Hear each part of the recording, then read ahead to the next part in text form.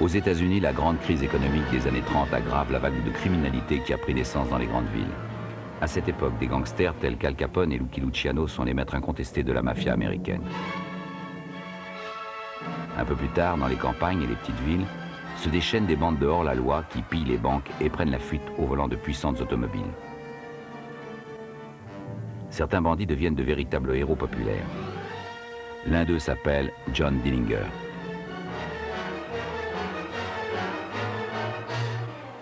En cette année de l'année 1934, la chaleur étouffante qui sévit dans le pays entier n'épargne pas Chicago. Le 22 juillet, attirés par la fraîcheur des salles de cinéma, les spectateurs se pressent devant le Biographe où se joue le dernier film de Clark Gable. Mais la police surveille la sortie du cinéma. En effet, dans la salle se trouve John Dillinger, déclaré ennemi public numéro 1. Une équipe d'agents du FBI lui a tendu un piège. Soudain, une fusillade éclate lorsque le bandit sort du cinéma en compagnie d'une jeune femme vêtue de rouge. 2 passants sont blessés. John Dillinger est touché de 2 balles à la tête et à la poitrine. Il n'a pas eu le temps de dégainer son arme.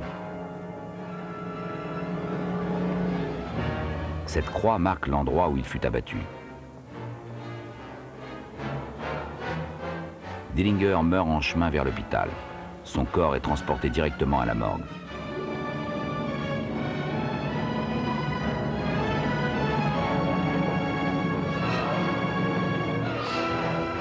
Le médecin légiste identifie le corps.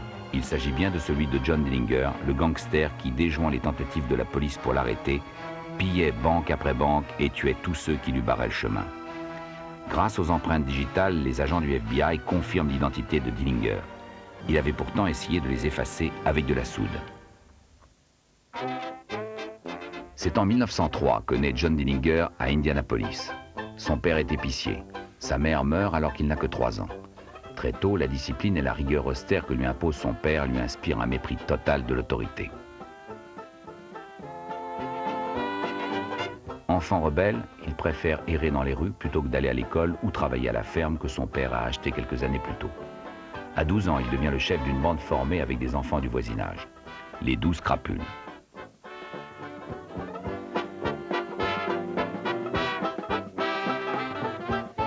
C'est l'ennui qui pousse Dillinger à commettre ses premiers forfaits.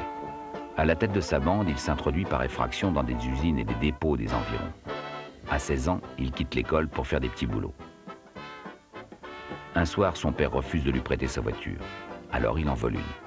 La police l'arrête, il n'ose pas rentrer à la ferme. À 20 ans, il s'engage dans la marine. Mais très vite, la discipline lui devient insupportable et il déserte.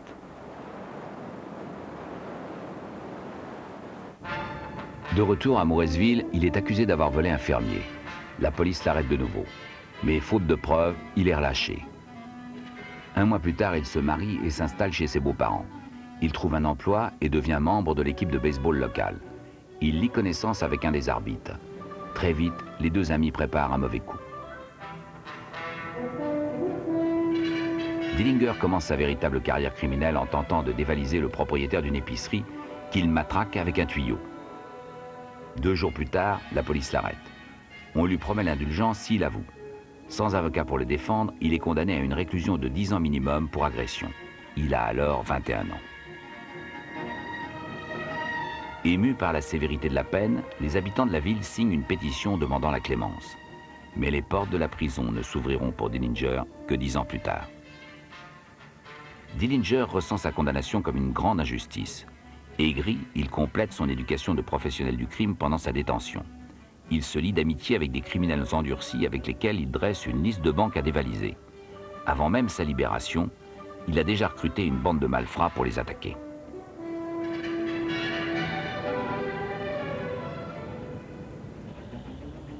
Libéré sur parole, en 1933, il attaque 3 mois plus tard sa première banque avec 2 complices. En 4 mois, 5 autres banques seront dévalisées par Dillinger. Il procède toujours de la même façon. Lors des hold-up, il exécute un bond prodigieux au-dessus du comptoir, imitant ainsi son acteur préféré, Douglas Fairbanks. Mais une banque a engagé des détectives privés sur sa trace et Dillinger est arrêté.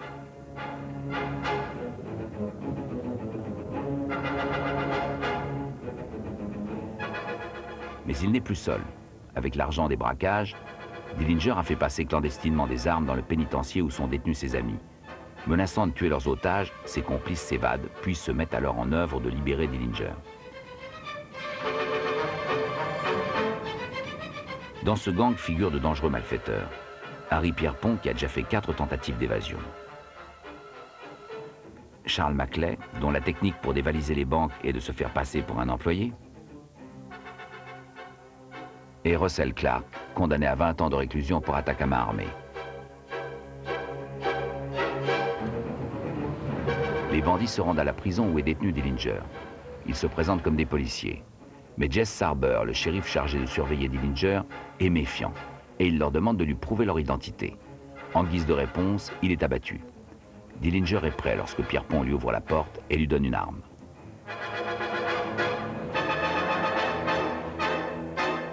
En route vers Chicago, il s'attaque à des postes de police et s'empare d'une grande quantité d'armes à feu. Ils sont maintenant équipés pour piller de nouvelles banques. En octobre 1933, le gang Dillinger dévalise une banque dans l'Indiana. Un mois plus tard, ils en attaquent une autre dans le Wisconsin. Janvier 1934, Billy Fréchette, l'ami de Dillinger, et Mary Kinder, celle de Pierrepont, les rejoignent à East Chicago dans l'Indiana. Ils attaquent une autre banque, mais la police arrive et l'agent William O'Malley ouvre le feu. Dillinger riposte et l'abat d'une balle en plein cœur. Les gangsters s'engouffrent dans une voiture et réussissent à prendre la fuite. Dillinger est dorénavant recherché pour meurtre. Depuis septembre 1933, le gang de Dillinger se déchaîne dans le pays, pillant banque après banque. Mais l'opinion publique érige Dillinger en héros. Ce gangster de charme qui défie la justice personnifie le hors-la-loi au grand cœur.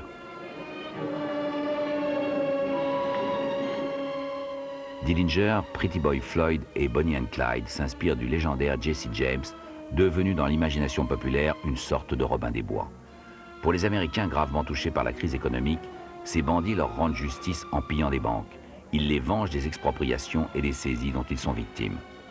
Le président Roosevelt lance un appel de mobilisation contre le crime. Le crime peut être arrêté, et il sera arrêté. Le 25 janvier 1934, Dillinger et plusieurs de ses complices sont capturés dans l'Arizona. La police réussit à les arrêter sans le moindre coup de feu.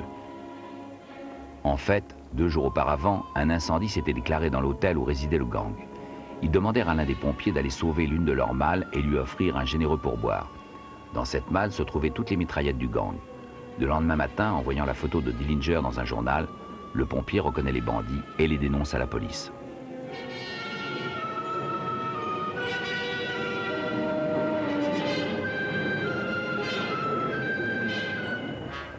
Une véritable bataille juridique s'engage alors. Aux États-Unis, les lois sont propres à chaque État. Aussi, tous les États où Dillinger avait commis des forfaits le réclament pour le juger. L'État de l'Indiana est le plus prompt à réagir. Il affrète un avion et ramène Dillinger pour le juger du meurtre d'O'Malley. Dillinger est l'un des premiers prisonniers à être transporté par avion.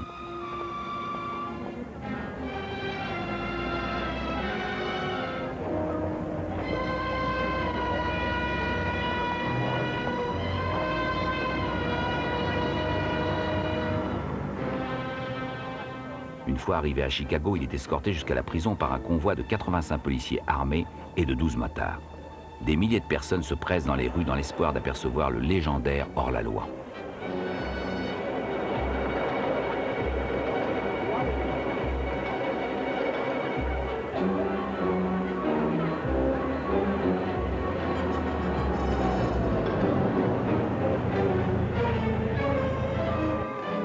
Le shérif Lillian Hawley attend Dillinger à la prison. Un photographe demande au procureur Robert Estill, chargé du dossier de l'accusation, de poser avec Dillinger, qui semble désinvolte et souriant. Cette photo mettra un point final à la carrière politique du procureur.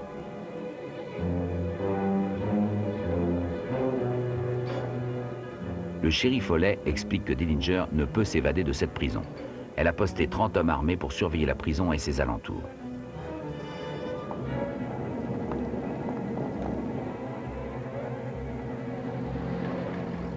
Le procureur souhaite pourtant transférer Dillinger dans une prison de haute sécurité. Hawley s'y oppose.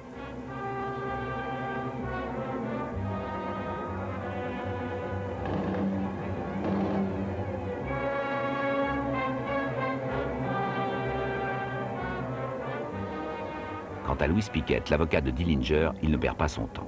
Il corrompt un juge qui laissera entrer clandestinement un pistolet dans la prison. Plus tard, Dillinger racontera qu'il avait fabriqué un revolver en bois et qu'il l'avait teinté avec du cirage.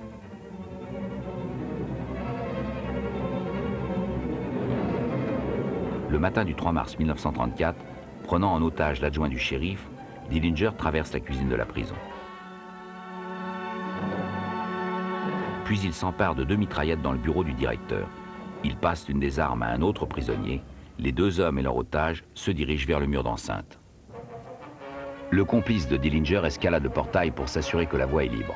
Ils sortent alors de la prison calmement pour ne pas attirer l'attention. Ils détiennent toujours l'adjoint du shérif.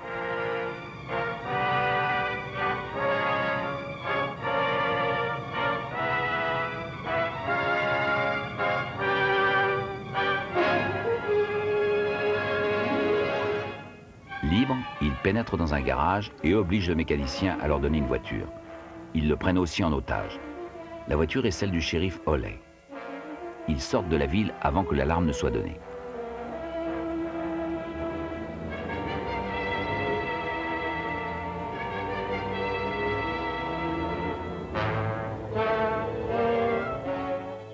Un facteur est témoin de l'évasion et appelle la police qui ne veut pas le croire. Il lui faut aller sonner au portail de la prison pour avertir les surveillants. Dillinger est déjà loin, en route vers Chicago.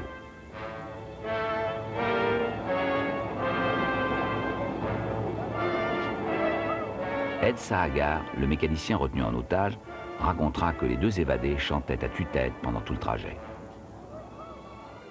Les 3 autres complices de Dillinger, Maclay, Clark et Pierpont, ont été extradés dans l'État de l'Ohio pour être jugés du meurtre du shérif Jess Sarber, abattu au cours de la première évasion de Dillinger. Ils sont escortés sous haute surveillance pendant leur transfert en train. Lors de sa capture, Clark est blessé alors que des policiers tentent de le maîtriser. À peine arrivés dans le pénitencier de l'Ohio, les 3 bandits préparent un plan d'évasion.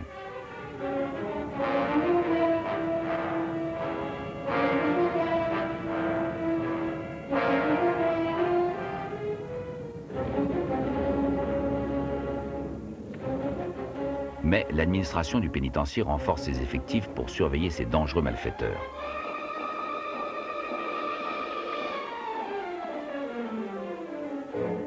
On accorde au directeur de la prison une protection spéciale pour dissuader toute tentative de prise d'otage.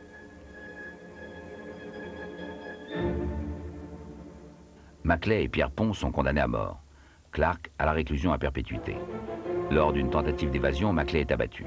Pierpont meurt sur la chaise électrique. Après son évasion spectaculaire, la première préoccupation de Dillinger est de former un nouveau gang. Mais en passant la frontière entre 2 États au volant d'une voiture volée, il commet un délit fédéral. Le FBI peut désormais se lancer à sa poursuite. Hoover est à la tête du FBI, puissante organisation destinée à poursuivre les hors-la-loi par-delà les frontières des États. Une équipe spéciale de 40 agents du FBI sous la direction de Melvin Purvis est chargée de poursuivre Dillinger, ennemi public numéro 1. Sa tête est mise à prix pour $10 000.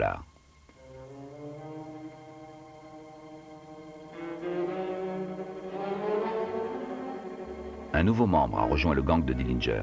Surnommé Babyface Nelson de son véritable nom, Lester Gillis, c'est un ancien tueur à gages. Sous des airs d'enfant innocent, c'est aussi un meurtrier sadique. Dillinger interviendra à plusieurs reprises pour l'empêcher de tirer inutilement.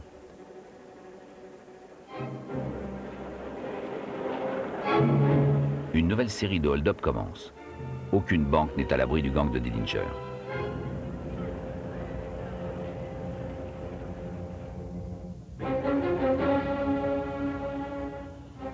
Malgré des barrages routiers et des perquisitions incessantes, les bandits échappent à la police. Lors du braquage d'une banque dans le Dakota, un policier est abattu par Babyface Nelson. Puis c'est au tour d'une banque dans l'Iowa. Là, le butin est maigre et 3 personnes sont blessées. Les taux de la police se resserrent, mais les fugitifs sont toujours en cavale.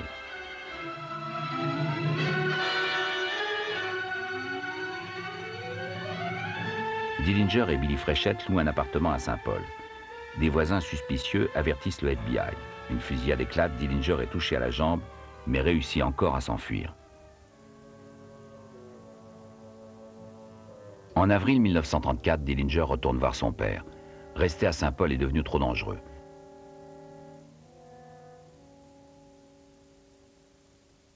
Indulgent, son père lui organise un petit dîner de famille pour fêter leur retrouvailles. Le tout au nez des agents du FBI qui surveillent pourtant la ferme.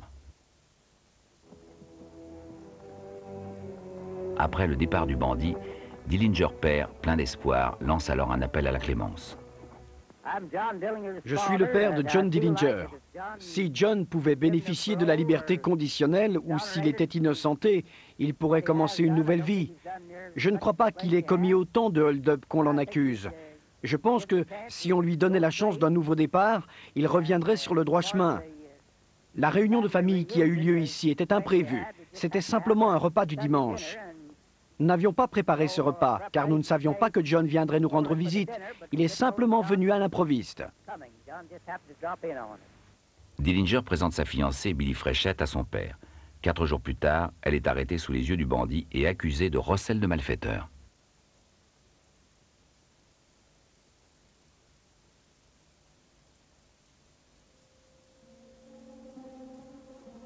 Le 13 avril, Dillinger et son complice Homer Van Meter pillent les armes d'un poste de police, leur arsenal étant resté à Saint-Paul. L'opération est facile, l'occasion idéale. Un seul homme de garde surveille le poste de police et l'armurerie.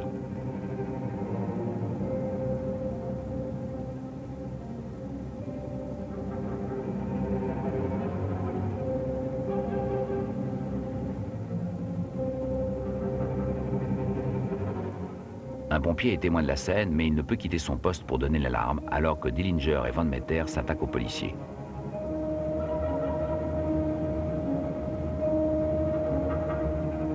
Le policier racontera plus tard qu'il avait refusé de donner les clés aux 2 hommes.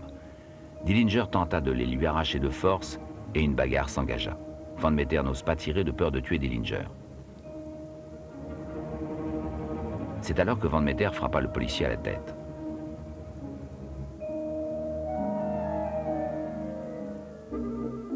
Trois jours plus tard, les bandits décident d'interrompre leur hold-up, le temps de se faire oublier. Ils se dirigent vers l'État du Wisconsin et se cachent en compagnie de plusieurs jeunes femmes dans une auberge, seulement fréquentée par les chasseurs de la région.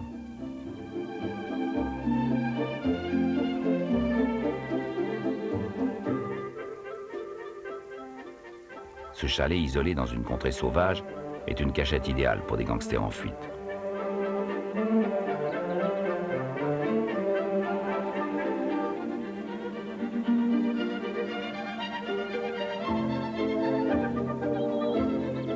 Cependant, le propriétaire de l'auberge les reconnaît et avertit le FBI. La police encercle l'auberge. Mais des aboiements préviendront les bandits. Les policiers ouvrent le feu. Lors de la fusillade, un policier est tué. En sautant par une fenêtre de derrière, les bandits réussissent à s'enfuir à travers bois le long des rives du lac.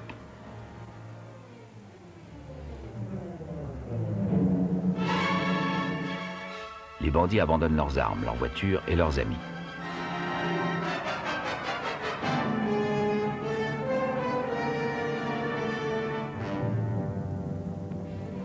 Ils volent une voiture à des habitants du voisinage et s'enfuient.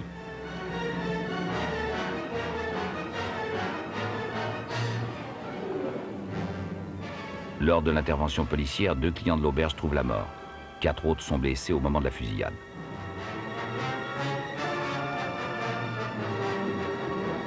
Un agent de la police locale qui avait tenté d'arrêter les fugitifs succombera à ses blessures. Le corps d'un agent fédéral est ramené à Washington. Hamilton, l'un des bandits, a été touché et meurt peu après des suites de la gangrène. Dillinger enterre son corps. La police retrouvera son cadavre quelques mois plus tard. Dillinger a utilisé de la soude pour qu'on ne reconnaisse pas le corps de son complice. Le FBI est sévèrement critiqué pour son intervention aussi sanglante qu'inopérante.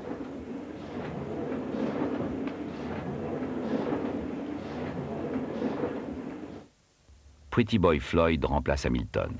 Le 30 juin 1934, 8 hommes dévalisent une banque dans l'Indiana. Ce sera le dernier hold-up de Dillinger qui avait fêté ses 31 ans une semaine auparavant. Une pression croissante s'exerce sur le gang. Malgré une opération de chirurgie esthétique, Dillinger a peur qu'on le reconnaisse. Il n'a plus qu'une idée, trouver assez d'argent pour partir au Mexique. Mais leur attaque est mal préparée et ils n'emportent que 24 000 $.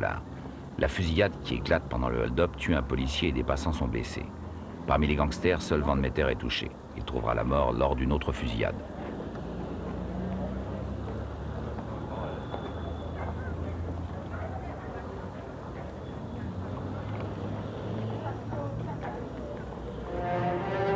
La police retrouve la trace de Dillinger à Chicago. Il se fait appeler Jimmy Lawrence et sort avec une serveuse prostituée occasionnelle. Le 22 juillet, le couple doit aller au cinéma en compagnie d'Anna Sage.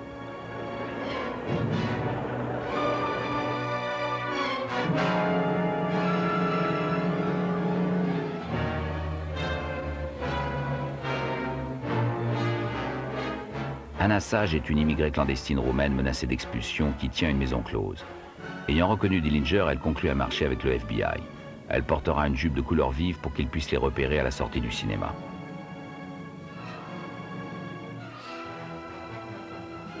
Plus tard, elle expliquera la raison de son geste.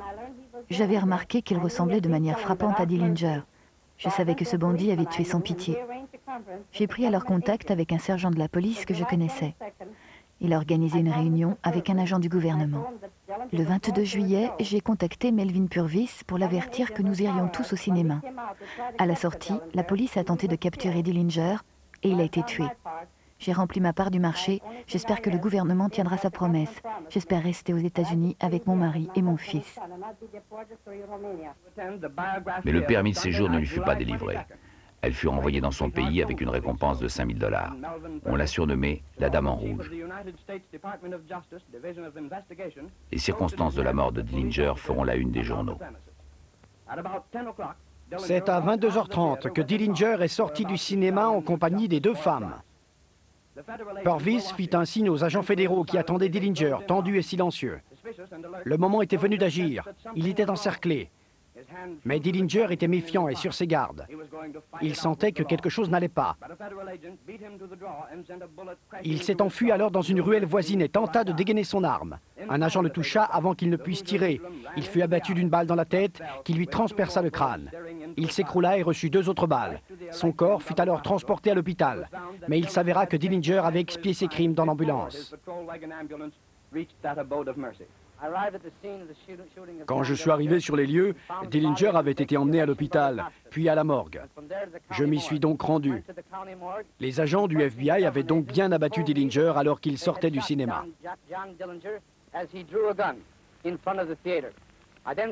J'ai fouillé et identifié le corps.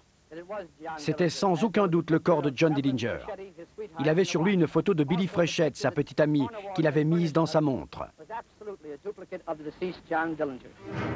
L'homme qui avait ridiculisé le FBI était mort. Mais Jimmy Lawrence était-il vraiment John Dillinger? Dillinger avait les yeux bleu-gris, ceux du mort sont bruns. Dillinger avait des cicatrices, le mort n'en porte aucune marque. Dillinger était un athlète, le mort avait souffert de rhumatisme articulaire. Dillinger avait une excellente vue, le mort portait des lunettes.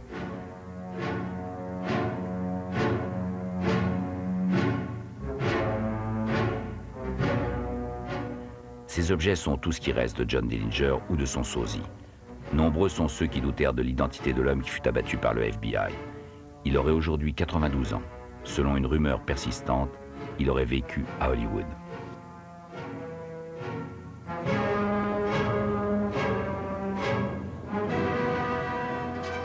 L'enterrement de Dillinger, alias Jimmy Lawrence, eut lieu à Indianapolis. Il fut inhumé près de sa mère. Les obsèques du célèbre gangster ont attiré une foule de plus de 5000 personnes. Pour nombre d'entre elles, John Dillinger incarnait un héros populaire, un bandit au grand cœur.